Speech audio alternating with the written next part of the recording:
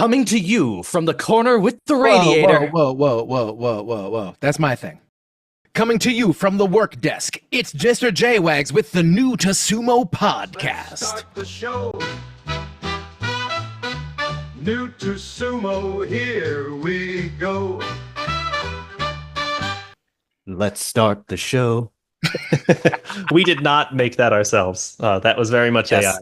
That was AI. Like, we respect the hell out of you because like you did it, the way it's supposed to be done. But Yeah. We didn't get a big band to do like all that stuff yet. Maybe Well, I someday. imagine you didn't travel back in time to get a legitimate 40s thing. Well, No. I'm not offended unless, like, I believe you were actually going to hire someone to do it in the first place. Otherwise, I imagine you just would have less music or worse, just public domain background. Absolutely would have. yeah, that would have been the plan. And it was also when we started the channel, it was all just like a goof. Like we had 20 views on most of the videos, and it was like, oh well, wouldn't it be fun to just make this thing and throw it in? And actually, it started getting some traction, which was exciting for us. So, and now it's amazing that we can have you on, and we really appreciate that. So thanks for being here with us. And my brother, he's got a lot of his questions ready, but first I just wanted to thank you for your time today and for being with us and giving us the opportunity to talk sumo with a legend like yourself.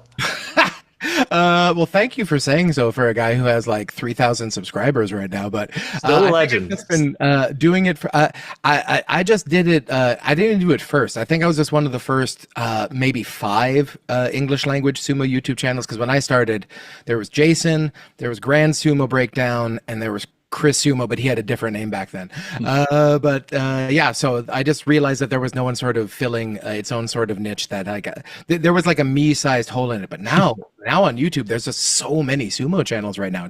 It's kind of fascinating, and it's also just it's a little intimidating because like I used to be able to keep up with all the other sumo channels, and now it's like I don't have the time to keep up with all the sumo content going on right now. Totally. That actually brings me to one of the questions I didn't list, but I've been meaning to ask. Have you noticed sort of an uptick in AI generated sumo videos and channels lately? And Absolutely, yes.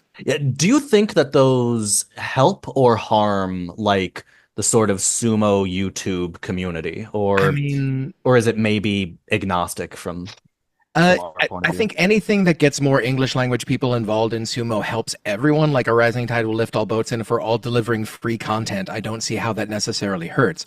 But I just personally, I think that there's a point of diminishing returns with AI. I think there is a certain point where it's like if AI can like do a better edit than you, if AI can get a certain number of things than you, like the things we don't want to do as humans, great, let's let AI do those things. Like let them do like the grunt work. But I feel like people who are AIing their entire episode, I'm like, why are you doing it? If you don't have anything to add other than things that's already publicly available in other forms, what are you adding to the thing other than putting a new packaging on it and releasing it? I've deliberately tried to make my face the center of the channel just because I still own my face, and it's one of those things For where now. I just seen too many channels like have a great idea, have a great following, but it's just everything they put up is something that belongs to someone else. So my greatest fear is to wake up one day and just have like 3 copyright strikes and then just be taken off YouTube and like 5 years of work goes down the drain. So on some level, like I try to stay within fair use as much as possible with what I use in terms of like clips and what I do in terms of like sumo reference. Thank goodness they don't watch my channel because they might actually have a legitimate case against me. But I think in terms of reference and stuff like that, my channel is based around the idea that if you're coming to my channel on at least some level, you're coming because you want to hang out with me in a sumo space. So on that level, I think that it's good because I think everyone who shows up to the channel and keeps coming back is there for the specific reason that they want to talk sumo with me or hear me talk sumo to them if they don't even necessarily want to engage. But on some level, I think that it does create a barrier because then you do have to enjoy how I talk about sumo if you're going to get through my episodes.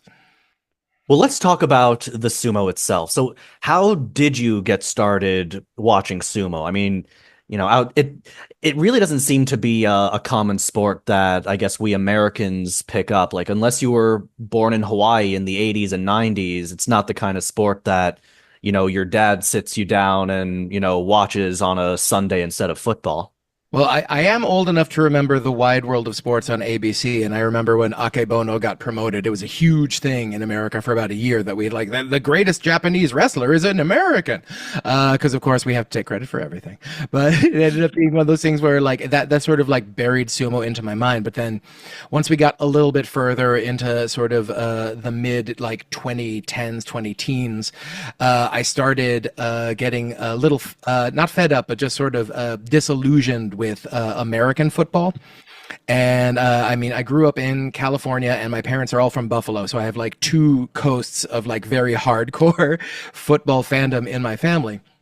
But then when things started happening, like Dave Duerson, Junior Seau, like a lot of the people I worshipped as a kid, like just seeing like what their lives turned into as a result of football, it started like pushing me away from it, and also just figuring out that like I kind of hate all the owners in football. And it was like, oh, so we're cheering for laundry and we're making money for people who I hate. Where else in the world can I turn to for just large men hitting each other? And so I thought, oh, sumo. So I started Googling stuff, and it just so happened that I did this at the exact time. It was in the middle of a tournament. So I ended up, I think it was the November 2016 tournament. Kakadu won his third Yusho.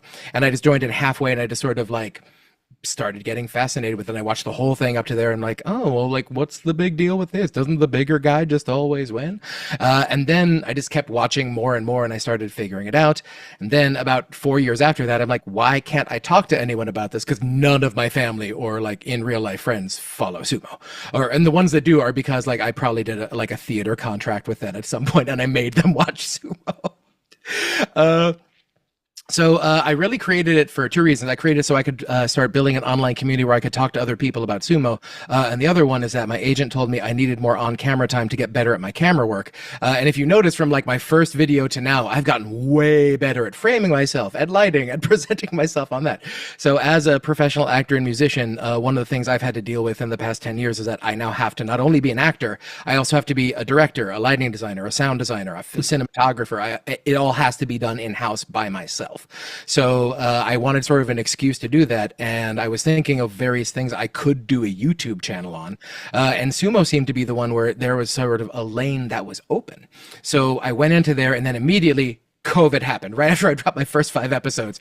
And like, well, now I know what I'm doing for COVID. And then so Shadow of Hakuho came out of that. I had a whole lot of time to research stuff, and the channel sort of took shape there. Well, I'm glad that you brought up the Shadow of Hakuho series. What inspired you to make that particular series about the sumo goat? Well, the first thing I wanted to do was sort of figure out. I was a big fan of Moneyball, if you all remember that book and movie. The idea that your eyes can deceive you, don't trust them, Obi-Wan Kenobi. But the idea that the stats are going to tell the underlying story. So I'm like, well, why hasn't anyone done this with sumo? So I dove into the stats, and I realized there are only two stats in sumo: win-loss record and what Kimata was used. So it's sort of difficult to hash out exactly what's going on with that. So I had to sort of shift things a little bit, but then I figured out the beauty of it is the history and the story of it. And the first hypothetical I ever came up with was like, well, this Hakuho guy just seems to be like exploding everyone out of the water. I'm sure we've all played like a PlayStation game where it's like a sports game, and then like we take over, and then like we've erased a whole decade of actual sport history because our team is amazing and we like blew everyone out of the water. So I feel like Hakuho felt like a PlayStation 2 cheat code in a way for sumo. So I'm like, well, what would have happened if this cheat code hadn't have been there? So I had a lot of free time. I had so much free time during COVID. And I spent about 2-3 weeks just going through every single one of Hakuho's Yusho and just doing my like best faith effort and like figuring out who would have won those tournaments. And then that turned into a series. Well, it's a series that I definitely loved, and one of the, it's kind of funny how like the stars align in this case kind of poorly, because we wanted to have you on even before this crazy drama with Hakuho started, and having YouTube's feel free to confirm this for yourself. YouTube's foremost expert on all things Hakuho among Americans with us. I figured you would be the perfect person to ask some questions about the recent drama, especially for our audience and maybe even yours. Oh, I hate to disappoint you, but it's one of those things where I don't have any more information than you do. I do not. I All the Japanese I know is essentially food related. I worked at a Japanese restaurant for 5 years. That and sumo, so it's like I'm not conversational in Japanese. I can't go and find primary sources. So I'm listening to Chris Sumo. I'm watching Tachi. I'm trying to get the same thing you are. So I try not to post unless I feel like I have something to add, which is why I haven't really added anything to the sumo, the Hakuho discourse at the moment. The only thing I think I could possibly add is that I know a lot about the egos of performers and the egos of producers, and that feels very much like what we're going into right now. There does come a point where it's like when you're at the top of your profession where you feel untouchable. And I haven't, but I've met certain people and I've interacted with people who are at that point where it's like I'm untouchable because even if you fire me, I'm still that would kill your sport. Or if you fire me, someone else will hire me to do this somewhere else in the terms of entertainment. But in terms of Hakuho, I just don't think that. I think that the reason we have like a lot of yokozuna who are no longer in the sport is that imagine for like years and years, or in the case of Hakuho, what 12 years at the top of the sport, being literally the face of the entire sport. Now you start your new career and you start at the bottom, and you have nothing special. There's no way you can be like a Yokozuna level coach unless you get older and you start training people to do those things. So I think on some level, it's very difficult for Yokozuna to start taking direction again. And also on some level for the JSA, it's like I think it's very hard for them to like accept that that their sport has essentially been taken over by foreigners. With the exception of like Ono Sato right now, most of the people at the top of the sport who are winning Yusha right now are not Japanese people, and it is in fact the Japanese national sport. So I can sense there is an inherent tension there, but I don't have anything to say that's actually fact-based or could actually get us any further to the actual truth. I have opinions, and I generally try to keep my opinions about what I can back up in the stats. But I mean, listen, I don't know about you, but like I've only heard that people on the internet have opinions. I Wow. know, yeah, I know. I was just as surprised as you were. But you know, through all the work that you did on the Shadow of Hakuho series, you did touch on, you know, a number of sumo scandals that emerged over his like 15 or so years as a Yokozuna. The Miyagi-No stable closure is kind of like the first domino that caused this whole thing to, you know, unravel the way that it did. But out of all of the various scandals that you've covered, where does that particular one really rank for you? Is that like, you know, the very top? Is it insignificant? Is it, you Well, I know, mean, like some... we canceled the Basho due to gambling, so I figure like that's the big one. So it's so I feel like the Hakuho. I'm not on the ground. I don't know what happened with Hokuseiho. I don't know how fundamentally Hokuseiho's issue was different than Ono Sato's drinking issue. I don't. I can't judge the severity of anything on that because I have no inside information, and I'm so loath to throw out an opinion. I mean, I don't have that huge of a platform, but like I don't want to ever share anything that I would have to take back because I didn't know enough about it. So, I mean, a lot of times like I'm very late to posting on certain things. Like I still haven't posted my Terra Fuji episode yet because I'm still trying to figure out what I have to say that no one else has said about it yet. So, like in that point, I couldn't really say anything about it except that I'm sure it's not exactly what we've heard from either side. But in general, I would like sumo to be a place where everyone can feel safe. I feel like anyone who's at their workplace should feel like they have a place where they cannot feel abused, where they cannot feel assaulted. And if what was said was true about Hakuho, then yeah, I can understand why they would take the stable away. But it's also I have a feeling that we didn't hear everything about the Ono Sato drinking scandal. And I'm sure there's a very good reason for that I don't want to speculate about because I don't know. I feel like one thing that we've detected in our just the limited like comments that we've seen and in some of the community is a lot of people really painting the JSA as like the boogeyman of sumo. Um, and I've even seen speculation about Hakuho and his departure from the JSA and this possibility of creating a new competing organization to the JSA, and a lot of people really applauding that. I guess I'm trying to figure out where you kind of land in terms of how you perceive them and the effort they're trying to do, because on the one hand, obviously there's this very harsh punishment that we've seen with Hakuho and with a lot of these scandals recently. And on the other hand, people are extremely critical of the JSA not doing enough, almost like there's a hypocrisy that now they're being tough on it rather than kind of applauding that there's a toughness about it, to the point that, people want a competing organization and that, the JSA, it seems like it can do no right. So I'm just kind of curious, like your perspective on them as the governing body of sumo and like where you land with them. Well, generally, I find that if you are in charge of anything, and when I was commissioner of my fantasy league, it's just stuff like when you're in charge, you're never doing it right, ever. Nothing ever you do is correct, even when you do things that are correct. It was someone else's idea. So on some level, like when you're in charge, you're just taking shots, and I get that. But also, it's on some level, we are foreigners coming into their party. And I feel firmly that I have a right to comment my opinions on things, but I also fully realize my opinion does not matter to them. It doesn't. So the only thing I can do is like withhold the little support I give financially. Like I subscribe to the Sumo app. I subscribe to a cable package that has the NHK. So it's like, but I'm not buying. I'm buying all my Tagata I'm not buying them directly. I'm buying them all the third party sites, and things like that. So on some level, it's their party, so we do have to follow their rules.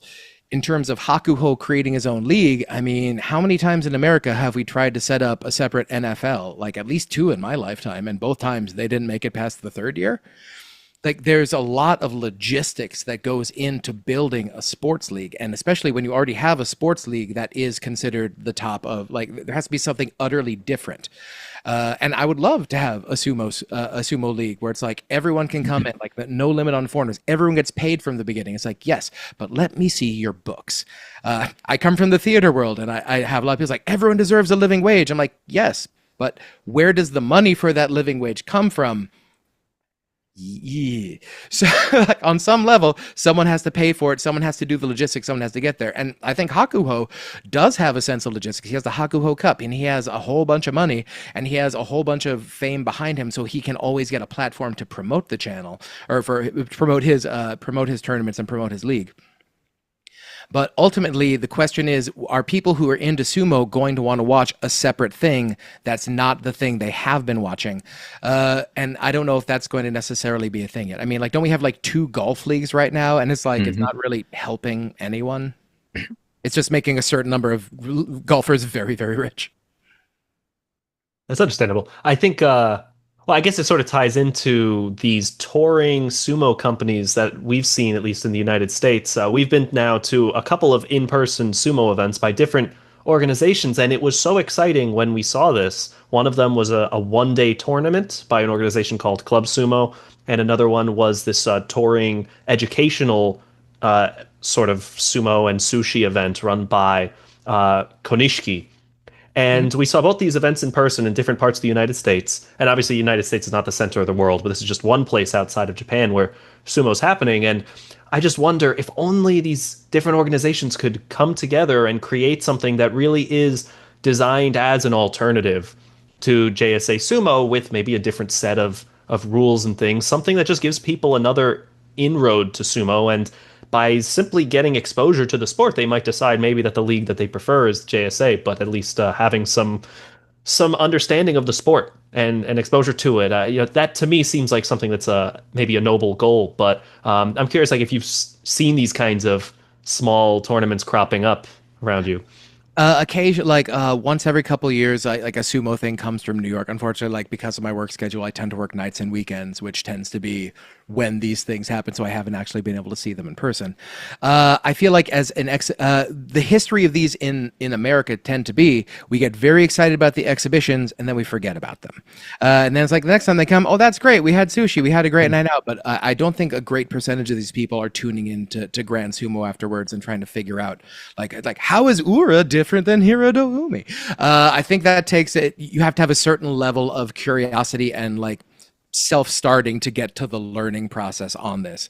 And that's actually like, I think where a lot of my audience, I think where a lot of your audience being the New to Sumo podcast are coming from, people who are trying to find people who've watched it for a bit and learn a bit more. And I think that's actually like, that's one of the difficulties I have with my show is that people who don't know anything about sumo find my channel hard to find because I'm not an introductory channel. I talk about what's happening as it is. But also, if you know more sumo than me, why would you watch my channel? So it's like I have this sort of sweet spot for people who've been following sumo for like 1 to 8 years, and they might want to come in and talk to me about stuff. You have I know you've addressed Hoshoryu's promotion in the past. So I kind of want to start there now that we're off the Hakuho business.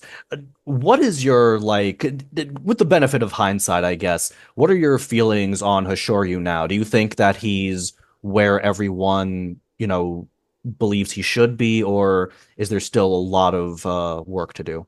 Well, I mean, I think we can only go with the information we have at the time, and the time we had is that Hoshoryu passed the bar. I mean, he passed the bar for Yokozuna. I did a whole episode. I did 2 episodes about all the Yokozuna runs in modern sumo, and what the bar tends to be. And Hoshoryu did in fact pass the bar that has been set in the past.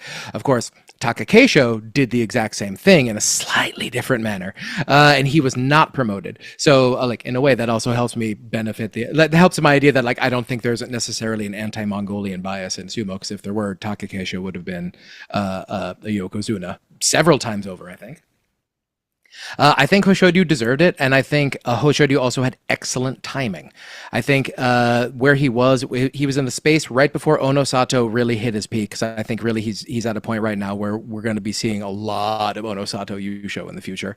But yeah, 25 wins. He had a Jun Yusho and a Yusho back to back. That shows it. We've had a lot of Yokozuna pass that bar. In fact, we've had a bunch of Yokozuna not even get to that point before 1987. So I do think he deserved it. Do I think he's better than Ono Sato? I don't think there's a statistical case to make for that at this point. Well, I guess that leads to the last question, and the one that I think we took just a little bit of heat on in our last video when we brought it up. How many Yusho is Ono Sato realistically capable of getting? Is Hakuho's number realistic? No, it's not. I don't think it's realistic for anyone who is a university graduate, just because you don't start sumo until you're 22, 23. And Hakuho had already won 7 or 8 Yusho by that point. Ono Sato has 4 right now? He just hit 4, and he's currently 20. It's like 24 and 3/4 or something. So he would need to win every Yusho from here till he turns 31 to beat that. So I don't think that's going to happen. It's just a mind-boggling amount. So I'd say that historically, our Yokozuna tend to retire around 31. Recently, that's been extended a bit farther. So I'd say if he makes it to 31 and he wins 2 to 3 Yusho a year, I don't see why he can't make it anywhere between 15 and 20 if he stays healthy. Obviously, if he sticks around for longer, he could win more. But I think that if he gets, I think, best case scenario, 30. But that's an insane amount of championships. But he would even have to take a step up from where he is now to get to that point. I mean, I don't want to argue with you much, but every time people bring up the numbers on Hakuho, I do kind of notice, well, he may, how many championships did they have by this particular age? And I think he's only around maybe 8 off the pace of a lot of guys that retired in their early 30s. And just my thought process is, if he manages to stay, injury free and maybe compete as long as as our boy Tamawashi does, if he's doing it until he's literally got some gray whiskers, why can't he do it if he competes till his late 30s? I don't think he's going to compete to his late 30s. I mean, Tamawashi can get demoted without retiring. Right now, Sato's a Yokozuna, so the second he gets a losing record, he's going to be pressured to retire. So it's just a level of the standard. I believe in modern sumo, Hakuho was the oldest Yokozuna to retire, and that was 36. So even if saying he just gets to 36, that will be almost unprecedented. There just comes a certain point where the wear and tear, you can't stay on top forever. So I'd say that if he makes it to 32, let's take the win on that. But I just don't see, even with modern medicine, even with the fact that he seems to have great fundamental sumo and he's managed to stay injury free this far, injury is just it's a constant in sumo. Like the question isn't are you going to get injured? It's like when are you going to get injured and how bad is it? So at some point, I think there's going to come a point where he is going to have to retire just because of that. And just like Kisa no Sato, like look at that. At some point, I think his Oyakata will be like, "Hey, you're done now, and you need to retire and let someone else have the rope." So I think if he made it to 35, we could talk about 30 Yusho. But just in terms of that, there's always going to be someone younger and healthier coming up the ranks, and that's just been constant for the history of sumo, except for Hakuho, which is why I did the whole Shadow of Hakuho series. Do you think it's inappropriate to speculate at how many wins Onosato might get? Because I've seen people in the sumo community when someone floats something like, "Oh, he could get 20 Yusho maybe by the end of his career," and they'll say, "Why are you putting all that pressure on him? He just became Yokozuna." I wonder, like, are people concerned maybe that Onosato is somehow gonna find out that like a user online suggested the number of Yusho and that pressure is going to be too much for him to handle and make him perform worse? Like, do you think there's anything where we shouldn't even mention it? We should just be grateful if he gets another Yusho and then worry about the next one after that. What do you think about that? I think the idea that anything you or I say is going to put more pressure on than what like the former Kisa Sato's pressure is going to put on him, or the JSA, or the Japanese public, or like no one cares about what we say, and I mean that with all the love. But like speculation is fun. It's what we do. It's in fact it's the basis of most of American sports commentary. So I don't feel bad about saying that, but I try to keep my punditry to at least lower than half of what I talk about, just because talk is cheap and so are opinions. So if that becomes the majority of your show, then I feel like I don't know what you're adding that I couldn't do by just reading the same things you did and coming up with my own opinions. And we'll find out. Obviously, we're going to check back in about 10 years. We're going to make sure to schedule another meeting for the three of us, and we're going to figure out who was closest with their guests on Onosato's career. Hopefully, Yeah, more than so 10 years. so just make sure that this week, this week in June of 2035, you're free so we can discuss this topic again. Done. I could ask you a few like rapid fire opinion questions if you're cool with that. Whatever you're into, yeah. All right. Kirishima, does he ever reach Yokozuna? No. No, I don't think so. Sorry, go ahead. I think he could remake Ozeki, but it's just I don't see anything out of him that sees that he could win 2 Yusho in a row, especially with the dominant Ono Sato healthy. Takayasu, does he ever win a Yusho? He might be able to like sneak one in like a weird tournament where like he gets a 12-3 and manages to win it, but at this point it would have to be just like it would be very, very lucky if he did it. He's very much past his peak, and I'm always surprised when he makes it back up to the joy at this point. Ura, is he Japan's Simone Biles? I mean, not in the fact that he wins a lot of things, but in that he's Japan's sweetheart. Absolutely. Kamawashi, what decade will he be in of life when he retires? 50s, 60s, or 70s? Ooh, I'd probably have to say 70s, but seriously, I don't know how long this guy can keep it up. I've been predicting his Intai for 3 years. He's one of the reasons I stopped doing my Intai predictions, because he just keeps blowing it out of the water. I'm like, well, he's going to retire eventually. Will Enho be able to reach the Makuuchi division again? I don't think Makauchi. He might get back to Judio so he can get his Elder stock. He just needs one more Basho up in the paid ranks to get that. And I think that's the reason he's been holding out as long, because frankly, I thought he was going to retire earlier and just go into like TV because he's very photogenic and people seem to dig him. I figured that'd be an easy way to make money, but I think he wants to be a sumo lifer, and I think he's really, really holding out to try to get back up to Judio.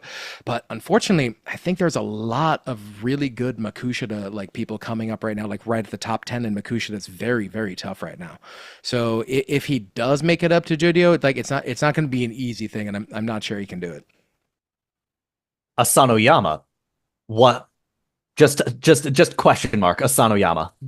I mean, he's a solid fundamental wrestler. As long as he's healthy, I think he could make it back up to Makauchi, but I don't see him I don't see him being a part of like the story of sumo forward, as opposed to a footnote as being the guy who accepted the trophy from Trump. And I guess the last one, who seems right now poised to climb higher? Takeru Fuji, Onishiki or Hakuoho? Right now, I'd say Aonishiki, just because he's the youngest and he's the healthiest in terms of all those three. He's a Hakuoho is 21 or 20. I think he's like about 7 to 12 months older than him or something. Let me check Hakuoho. Hakuoho is 21, born in August. Aonishiki is 21, born in March. So yeah, Aonishiki right now is super healthy. He's been charging. He hasn't had a losing record yet. And just watching him attack like middle Magashira, and like it just looks like he has a better sense of his sumo right now than Hakuoho does, because I think Hakuoho is still trying to figure out how to work through his injuries. Takeru Fuji, it's just he has such a long injury history going back to he tore his ACL in high school, and it's just taken him so long to get, and he's already had so much injuries already just in like the year and a half he's been up in Makauchi and things like that. So I think Takeru Fuji is going to be, his ceiling will be top 10. He might make an Ozeki run in there, but Aonishiki, I would be very surprised if he's not a Sanyaku regular by next year. And lastly, does Kotozakura get his rope ever? Ooh, that's a tough one. If you had asked me in January, I'd said I think I had him first on my Yokozuna rankings back then. But right now, I think it's just the knee is hurting him too much, and because he's such a tall guy, he doesn't have it. Because he's such a tall guy, I think once your knees start to go as a taller wrestler, it really just affects everything so much, because so much of his power is based there. And the past three tournaments, it's just he hasn't been able to move like he has been in previous years.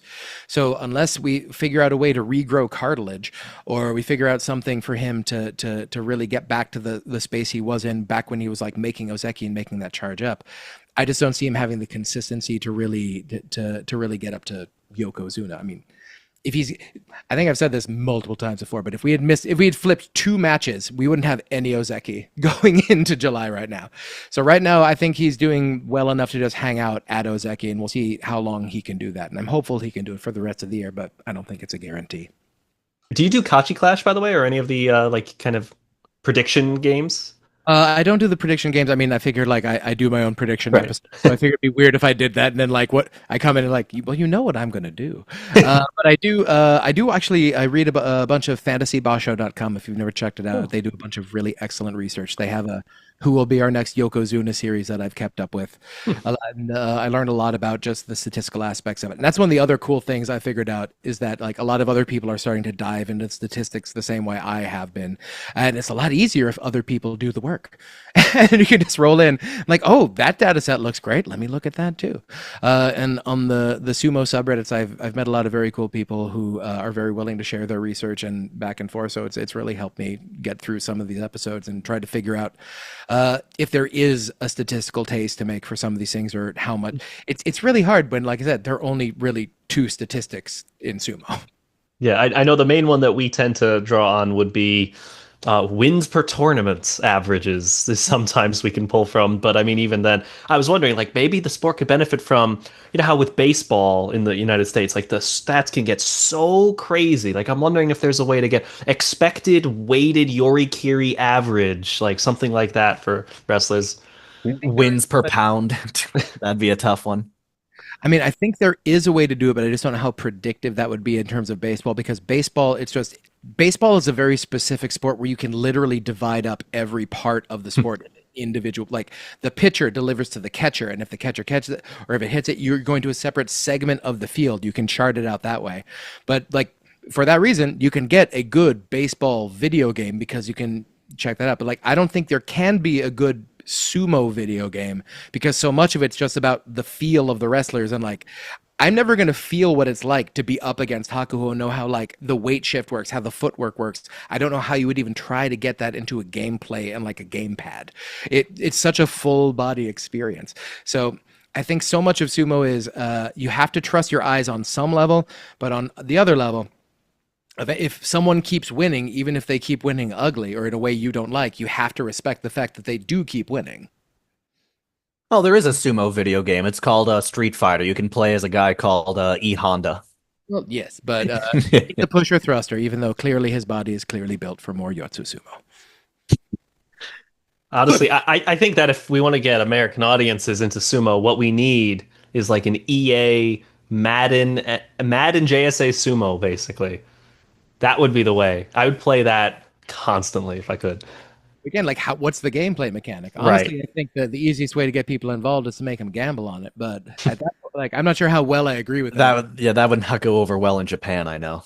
I do wonder though if like sooner or later the JSA is going to realize, we can just get a straight up bag if we just try to pitch to like ESPN or another sports channel, hey, why don't you guys, have like, just 2 hours at like, early in the morning instead of you doing, like a rerun of First Take or the Colin Coward show, just do like 2 hours of live sumo for your guys that are getting home at 3 to 5 in the morning. Well, I think, and this is just from some of the stuff I've read in terms of like, I don't know if you read, like 3 or 4 years ago, they came up with like a report on sumo, and it was just a bunch of people writing about sumo and the future of sumo. I think they're very worried about sumo becoming an international sport and then losing control of the sport. A Mm. lot of ways that judo was originally a Japanese sport, and then when it turned international, it's like, well, we have our rules and we have our traditions. We're like, that's nice. We're putting in the Olympics. We're doing it the way we want to. That's dumb. They're going to do it this way. So in terms of sumo, I think a lot of the idea is that they want to keep control over it. They want to make sure that this is real sumo, and what you're doing is it's Hana sumo. It's its own its exhibition, but the only real grand sumo comes from Japan, and it must necessarily come from Japan because it is at the same time a sport and a cultural event, which is why a lot of the purists hate my channel. Well, so I'm wondering, do you think that attitude by the JSA and just the sumo community of Japan, do you think that comes from an honest place of, wanting to, keep it the way it's been and not let it kind of get out of hand and keep that control? Because I think a lot of people frame it as being, overly protective, kind of nefarious. But the way you described it, it seems like a pretty fair ambition to want to maintain that culture the Well, way it's it's been. it belongs to them. We are guests in their sport. So it's like I can't go in and say it's like I should have better free access to your sport. It's like, well, it's not yours. You don't get to it isn't it belongs to them. So on some level, if I want to be involved with the sport as a commentator, I have to respect that. But on some level, if they want to grow the sport internationally and do get more people like me who are want to come and would be interested in coming to Japan, spending money, supporting stables, supporting individual wrestlers, then at some point, years ago, I did this. Do you guys know Wrigley Field, Chicago Cubs? Yeah. He's a big baseball fan. He knows. So, like, when they redid Wrigley Field, you know how they put the knot hole in right field? It's this big fenced off area where if you walk by Wrigley Field, you can just peer in. It's a hole in the brick wall, and you can watch the game through there. So, if you're just walking by at the time of a game, you can just watch a game from the right field wall. And it's fascinating, but it's also like it's a great thing, and it makes you want to learn more and makes you want to get inside and see what everyone else is seeing. But the problem I'm having as like a foreign sumo viewer, or at least I did back then, things have gotten a lot better. But it's like if you're not going to give me like the things I want to do to watch the show, I'm going to look for pirate sites. I'm going to look for other ways to get the thing I want. If you're going to constantly keep me at a distance and not give me an honest way to do it, like we had Napster up until iTunes happened, and we had a way to buy everything cheaply and easily. We didn't have that before, so it's like everyone would want a file share. So if you give me a way where I can get the thing I want for a fair price, I would love to support sumo in that way. But in terms of sumo as a national sport, I don't think they want American money. I don't think they want necessarily a whole bunch of dude bros showing up with signs like crashing, scalping tickets. I don't think they want that element of culture in their sumo because, like I said, it's a cultural event for them as well as a sport. And like I think I've said before, like we have to decide. Well, no, they don't. It's theirs. They can make it both if they want it to be. That's a really interesting perspective on it. And I feel like that's probably a complicated balance because on the one hand, it's very easy for us getting into the sport over here in the United States or just other places outside of Japan to say, well, surely what they would want is to grow the sport, and they're not making that easy for me, so they're doing something wrong. But at the same time, maybe the efforts that they take to maintain the sport the way it is and keep that culture consistent is part of what draws us to the sport to some extent. I know that when my brother first showed me sumo, one of the things I found so fascinating is just how preserved the tradition is from exactly the way it was done hundreds of years prior. I find that just so special. And it's something about the sport, as opposed to, I've made this point before, that a lot of American sports, year on year, they make humongous sweeping changes to the rules. And it feels like a completely different product in 2025 than it was even 10 years ago, let alone 50 years ago. But, sumo, it feels so authentic and preserved. And I think that's something really special about it. So maybe the thing that we find so frustrating is actually what they're succeeding at doing, which is preserving that tradition and culture. I agree with that. I used to be a gigantic baseball fan, but the things I loved most about baseball have now slowly gone by the wayside.